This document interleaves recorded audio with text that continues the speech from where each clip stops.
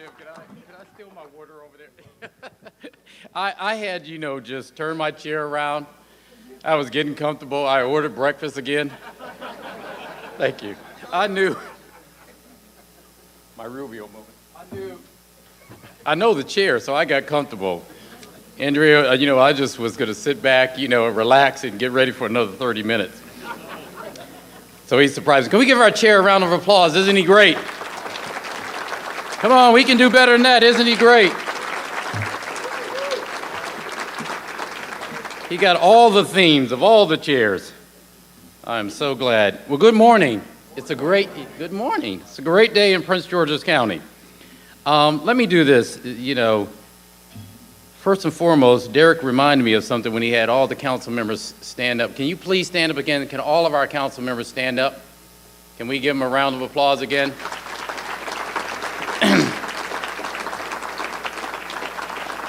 He said they could change, Monday to Tuesday or Tuesday to Monday. All I was thinking about, they can change my budget. Give them a big round of applause. It is in their hands. I certainly, if, we introduce everybody on the staff and somebody who's very close to me, and I'm sure you didn't get a chance to see him this morning, because I barely saw him, but I want to make sure I recognize Calvin Hawkins. Can you stand up? My senior advisor. I don't know, but I was looking for him. I didn't see him at all as I drove in.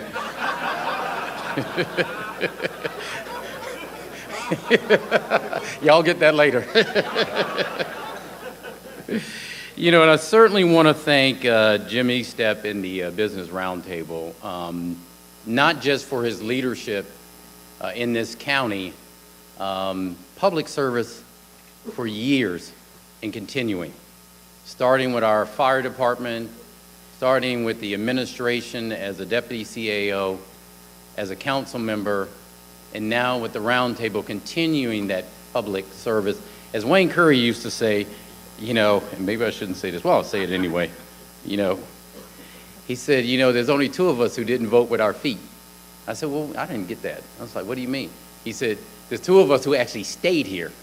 Jim Eastep stayed in the county, stayed his commitment, but I also want to thank him for building that relationship with Joint Base Andrews. It was not me. It was Jim, my first day, who said, we need to have this. And aren't we glad we had it when this catastrophe happened? Give him a round of applause.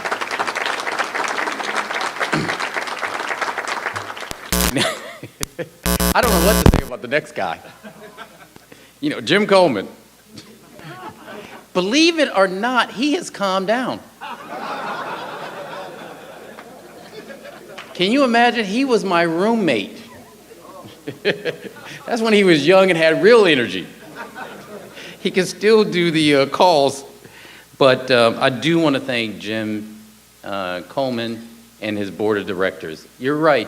Jim Eastep said this. I brought him here. He was up in New York selling, apples to the New York people, bringing in companies. And I said, you know what? We need your help down here. Because, I said, you're a big fish in a big, you're a little fish in a big pond. I said, you come down here, you could be a big fish. He was like, I ain't buying that. So I sent Glenda Wilson after him.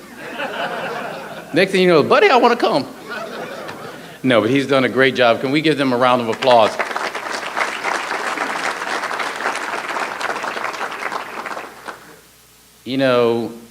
I also want to thank the men and women. Look at this room. This room is packed. It is packed with business leaders. It is packed with nonprofits. It is packed with faith leaders. And your enthusiasm for what we're doing in this county, as Barry Hudson liked to say, is infectious. And it really is. There's no doubt that the great deal of success that we have had as a county is because of your unwavering support for the direction that we have taken this county in. And you did it at a time when not a lot of people had faith that this county could not only rebound, but could lead. So give yourselves a round of applause.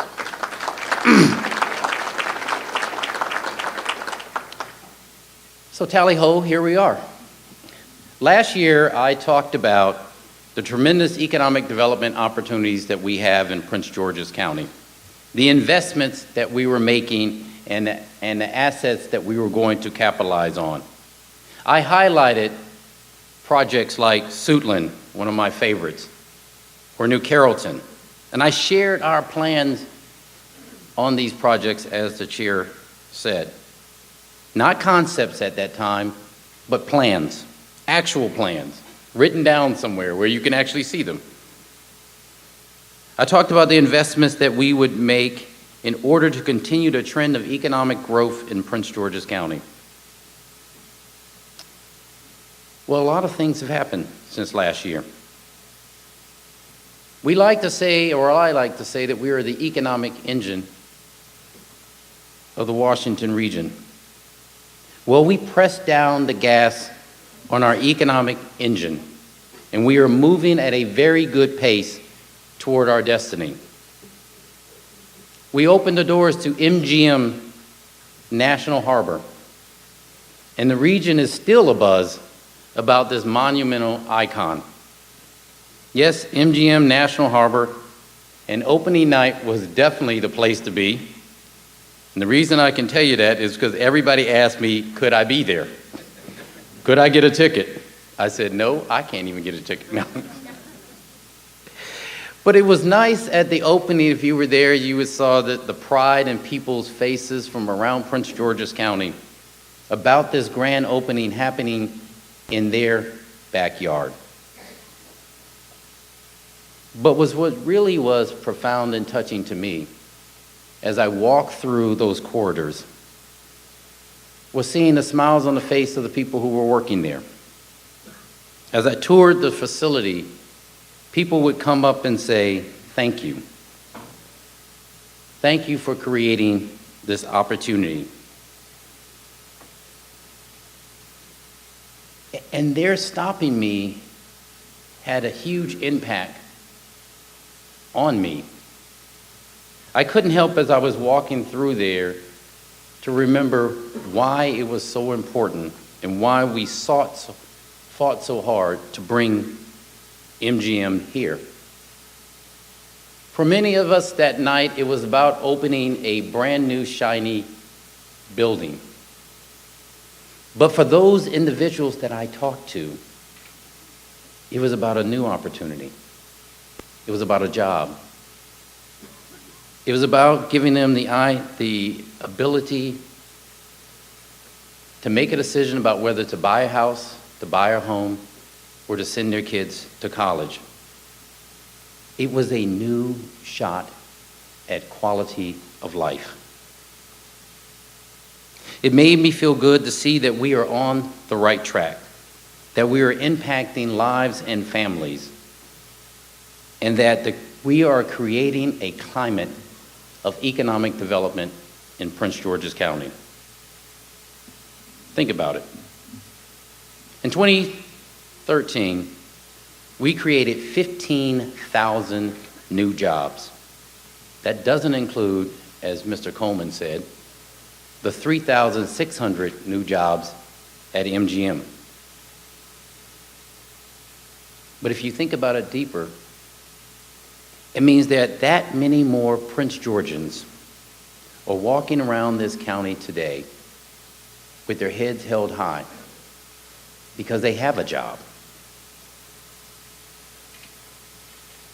As Mr. Coleman said and others have said, the income in Prince George's County has gone up from $72,000 to what my notes say are $76,000, but I'll take the 77. We'll round up. Just think about it. That is a $4,000 increase in household income in 1 year. That's not a little bit. That's a jump. That's creating wealth.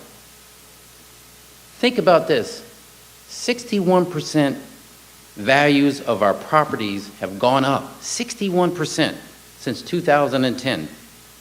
The median sales for homes in Prince George's County is now at $265,000. What that says to real estate agents is we can sell more. What that says to the legislature and to me is that we can actually invest more. Last month, Brad Frum was able to get some sleep. Not because his new baby is sleeping, because the baby he's been working on since day one, called Whole Foods at Riverdale Park, actually came and birthed. Can we give him a round of applause?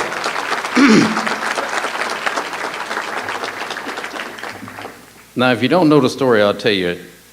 You know, David Iannucci go back and forth. We like to tell the story about how they treated us in Las Vegas my first year, when we were running around trying to chase people down to come invest in the county. They were running away from us.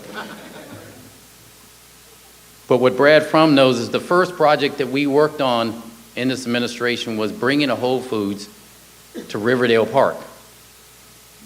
Everybody said it couldn't be done.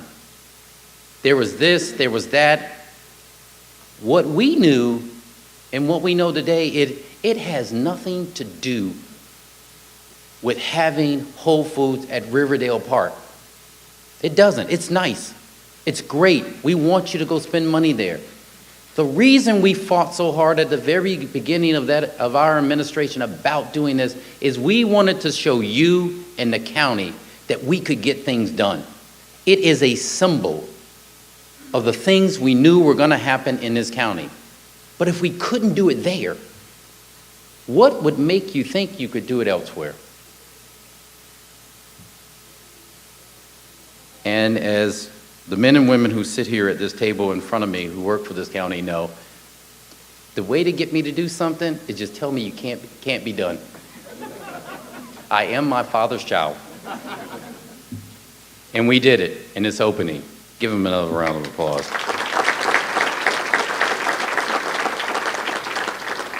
So, you know, in the first part of administration, I did not read the paper or watch the news, or if I did, I watched it with one eye closed, saying, please, God, don't say anything bad about the county. Nowadays, I just run and see what's being said about us. So the Washington Business Journal recently reported that there is a hotel boom in Prince George's County. Andrea Harrison, did you hear that? It is a hotel boom in Prince George's County. Here's what they said. The Washington Business Journal stated, but the growth isn't limited to buzzy, I didn't know there was such word, buzzy National Harbor. No, all over the county, from Riverdale Park, Largo, Bowie, to Hyattsville, new hotels are cropping up. The article acknowledges that Prince George's County is becoming a force in the travel and tourism industry.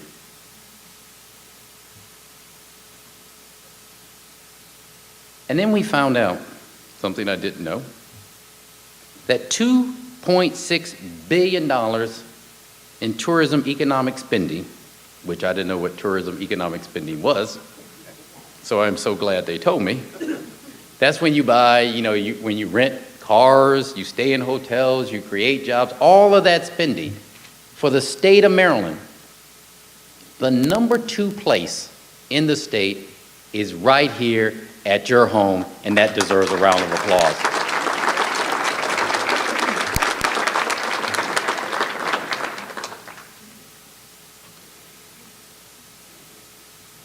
Our transportation hub, that great place that the speakers before me have talked about, New Carrollton, is really beginning to take off. Mr. Iannucci and I were at the opening of the new, one of its anchors, 2U. It opened its headquarters. Now, once again, I did not know what 2U was. I actually called them U2, which is one of my favorite groups. It only showed my age because they are the leading education technology company. I said, well, okay, that's cute. But then they told me they employ almost 1,000 people. I said, yes. All right, that's what I'm talking about. But it was great to see the excitement of these young people's faces as they looked at this new place that they're going to work right next to a metro where they can get around this Washington region. And it was good to see the reaction on my face as I thought about the revenues that would be coming into the county. Well, if that isn't enough, it is like Mr. Coleman said. Kaiser Permanente will be building a new office right there at New Carrollton, bringing in 850 new jobs. It is the second largest single job creation since this administration has started. MGM was the first. But here is the applause line. With those 850 jobs that Kaiser is bringing to New Carrollton and building this new building, it will add to the doctors and employees at Kaiser that are in the county, will take them from 1,800 jobs here to 2,650. That's the applause line.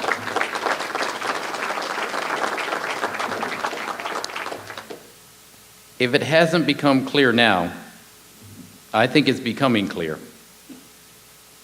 that we are the economic engine of the Washington region, and I dare say the state of Maryland. We have shifted into high gear, and we are almost at full throttle. Or as Jim Coleman liked to say, we're on fire.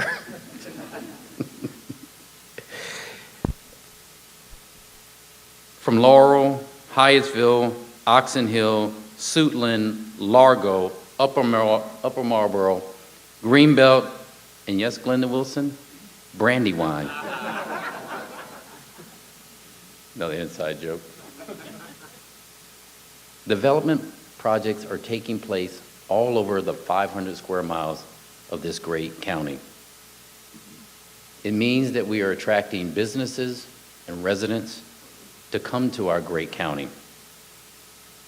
It also means that the focus of the beginning of this administration was correct, and that is, how do we expand our commercial tax base? Because we understood that real success is not only expanding those commercial tax base, but what we understand is real success is whether, in fact, local businesses actually participate in that expansion. That is why, for us, and the council has been on board from day one with this, it is essential that county-based businesses participate. The idea of making sure that county-based businesses participate in our growth is that as they grow, our economy in this county grows because they hire people from Prince George's County. In 2016, county-based businesses' expenditures from the county was approximately $165 million, or 38% of the procurement spending that we did in Prince George's County. What that means is 4 out of every 10 contracts that were let out are county-based. Not just names, not just, figures, but businesses like D&F Construction, a construction company that does stormwater facility construction and improvement. In FY 2016, we spent $5.16 with D&F. D&F is an example of us investing in our local businesses while bringing new ones through our EDI fund and our FS First. At the end of the day, we want residents and businesses to participate and benefit from this growth. It's only fair. They were there during the challenging times. Every job we create, every new contract that we award has an impact on a family here in this county. It could be the difference between more money, as I said before, saving for college, upgrading that car, buying that new home, or investing in retirement. That is why we are working to prepare our young people and our returning citizens and our unemployed and our underemployed for the growing industries that we are starting to see come to Prince George's County and this region. And we're doing it through, Ms. Francis, programs like Youth Career Connect and Ready to Work. We have prepared thousands of students in Prince George's County for careers in the health industry, the IT, software, system engineering, and cybersecurity.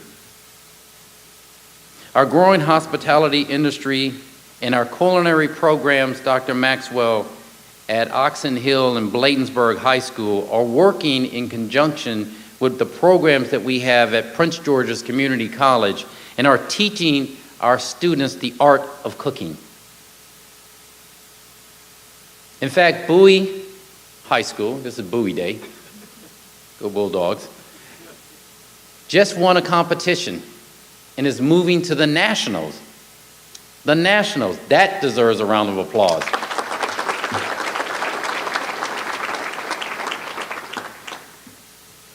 The great thing about this is that our children are getting internships, scholarships, and certificates. Once again, it's not just numbers, it's actual people. Dr. Maxwell, there's a student, Johnny Pittman, a junior at Potomac High School, a student athlete with a 4.0 grade point average. He has been active in YCC programs since his 9th grade year. He participated in the NIH Capstone along with numerous other YCC programs. And this year, several employees didn't come after him for his athletic ability. They came after him for his academic abilities.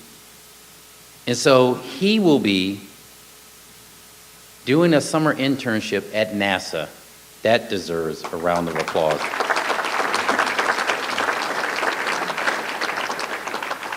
When you hear this stuff, you understand why Jim Coleman and others are so excited. I mean, you can't help but be. Over the next 7 years, these students in these programs will enter the workforce, will buy houses, buy cars, create businesses, work for you. If you think about it, what we're doing is laying the foundation for the prosperity of not just this county, not just this state, but this nation. The little ripples we have is having an effect. But we can't stop with just our young people. We have to do the difficult work, and that is to assist our unemployed, our returning citizens, our veterans, and our underemployed. They are the ones who are really struggling.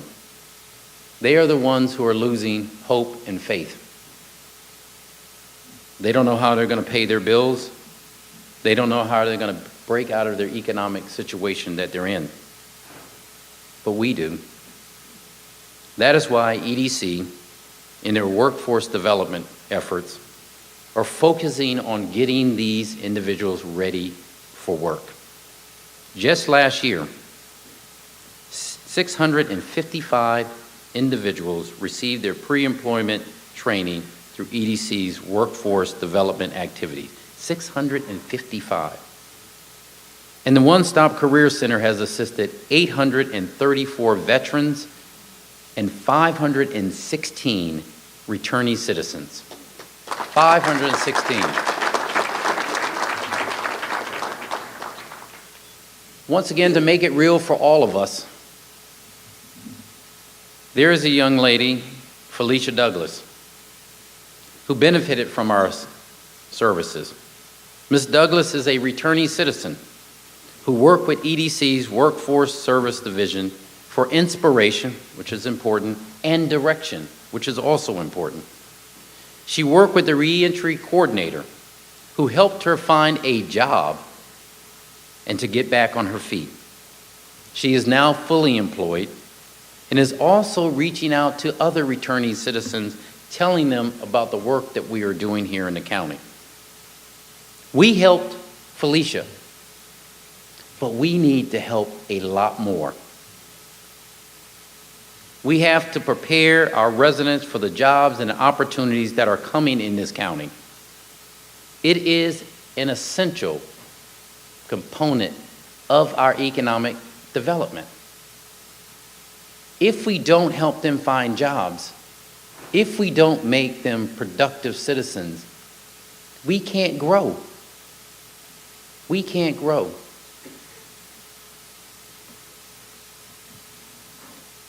So we must put forth even greater efforts to make sure more Prince Georgians can participate in the growth and development that will take place.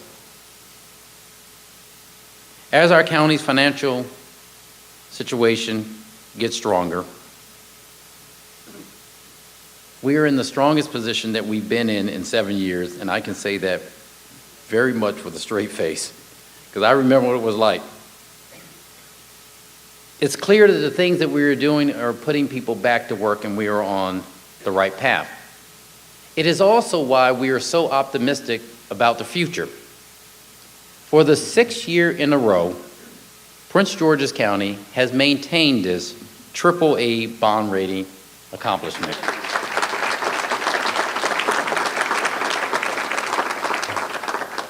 I personally want to thank Tom Himmler for all the work that he has done in making sure this happens. Tom, can you stand up? This is embarrassing. It also gives me an opportunity to say how much weight he's lost. That is not because of the work he's doing at the county. I want to clarify that. But it is important. I do want to thank him in all seriousness. You know, it's one thing to have a AAA bond rating when times are good. I mean, you can see it today. But could you have seen it in 2010 when we took over and the FBI was investigating and people were nervous? To keep it during those times is something incredible. And Tom is the leader on our team, but certainly the council deserves a round of applause for sticking with us in tough decisions.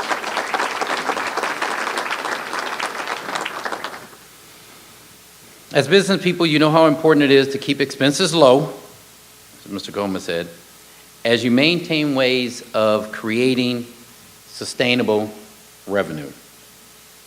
This year, after hard work and focus, we were able to send to the county to hand off to Derek a budget that we only had to budget a gap of $4 million deficit. $4 million deficit. I'm giddy at the thought of it. I was reading this part to my daughter, who was at school in New York, and I had her, I was reading my budget speech, and she called me up, where she rarely does. When she calls, it's usually about money. But I was surprised she didn't call Daddy for money, so I read this part to her. She said, well, $4 million budget deficit, that's a lot, Daddy. I said, sweetie, here's what life was like for your father. In FY14, it was a $152 million deficit. Just last year, it was $64 million. I was like, sweetie, I am so happy I might write the check myself.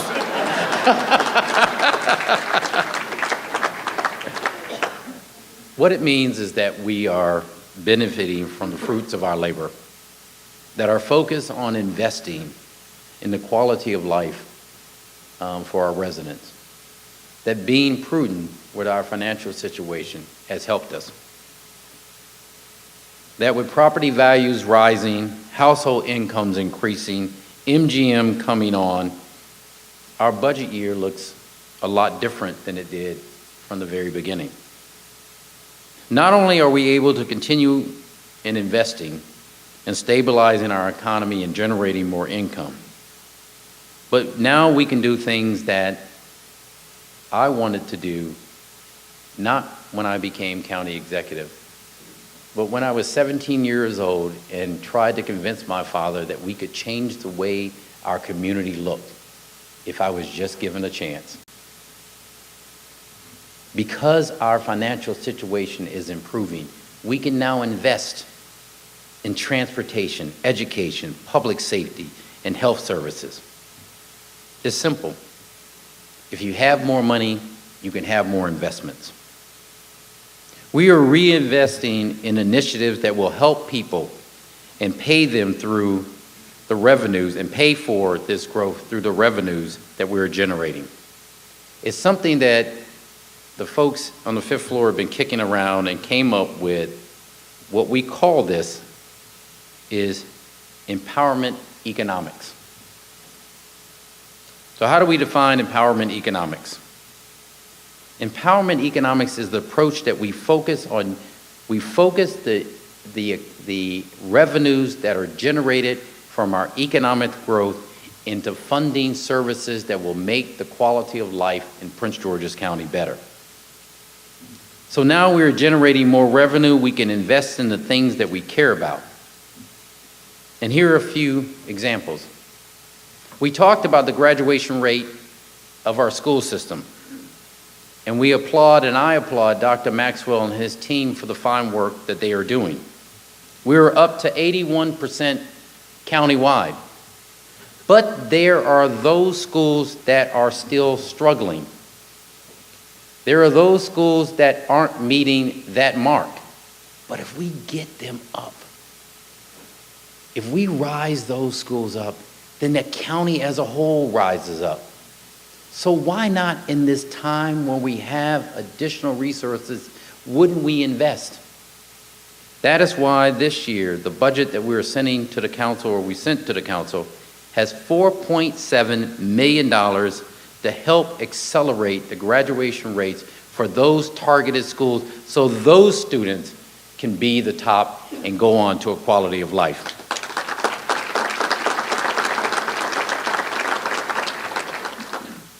You know, we all hope that once we do that and those students graduate, that if they don't choose to go straight to the workforce, that they can go to college. Well, as a father of 3, and as one that is, knock on wood, few more weeks is graduating from college, and is the last one, I know how expensive college is. That is why we are excited in this year's budget that we're proposing to do something called the Promise Scholarship Program. Through the Promise Program, we will provide $1.7 million of financial assistance to 500 students who are going to go to our community, Prince George's Community College, and start their career. That deserves a round.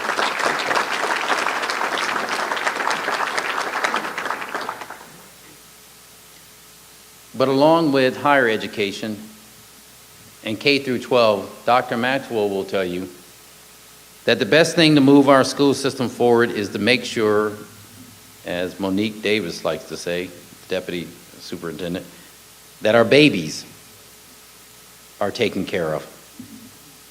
That is why in this year's budget, we have a program called Books from Birth, with the goal of reaching 7,200 children under the age of 5 and starting them with their reading and learning career. Families will receive a book a month to read to their young children and eventually have those children read to them. This is the type of investment that we can do. This will enable us to continue to grow as a county.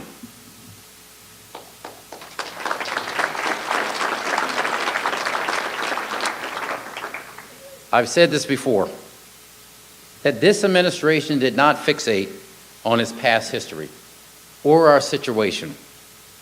We dreamed of a better future, and we created a way to get there. We dreamed of becoming the economic engine of the Washington region and the state of Maryland, and we strategized and we moved from the bottom to the top. Now we're here. We're well poised to reach our destiny. And yes, we've had a good run, a bumpy run, but a good one. But there's still more that we need to do. You know, of late, as I travel around the county, sometimes I venture outside of the state, outside of the county, around the state. Wherever I go, there seems to be one question people want to know. Are you going to run for governor?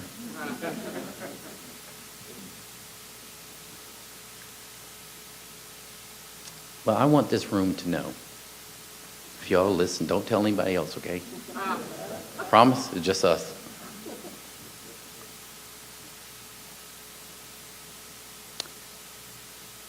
I am seriously considering the possibility.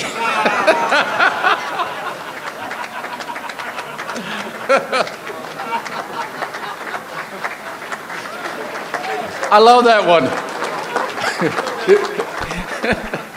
I'm going to use that around the state. No.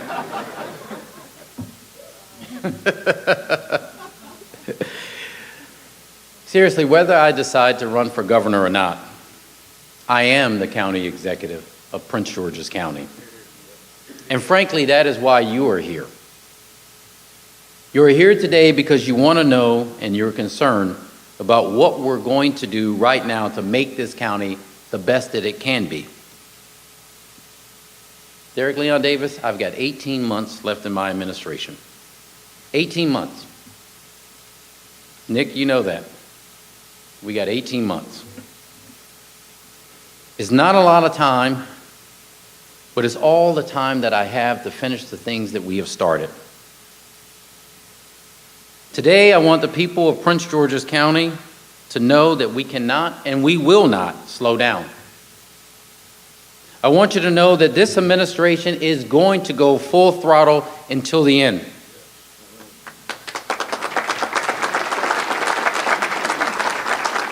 With our eyes set on more opportunity and bringing more residents to this county, we are going full throttle because we're going to bring the FBI to Prince George's County. We are going full throttle because we will build the Purple Line. We are going full throttle because I can guarantee you, Derek Leon Davis, that we will have a new regional hospital at Largo, and it will jumpstart downtown Largo. The state of our economy in Prince George's County is strong.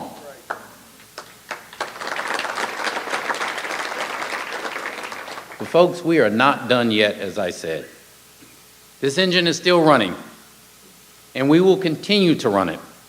We will not stop until we reach that place that I call our destiny. God bless you, and God bless Prince George's County.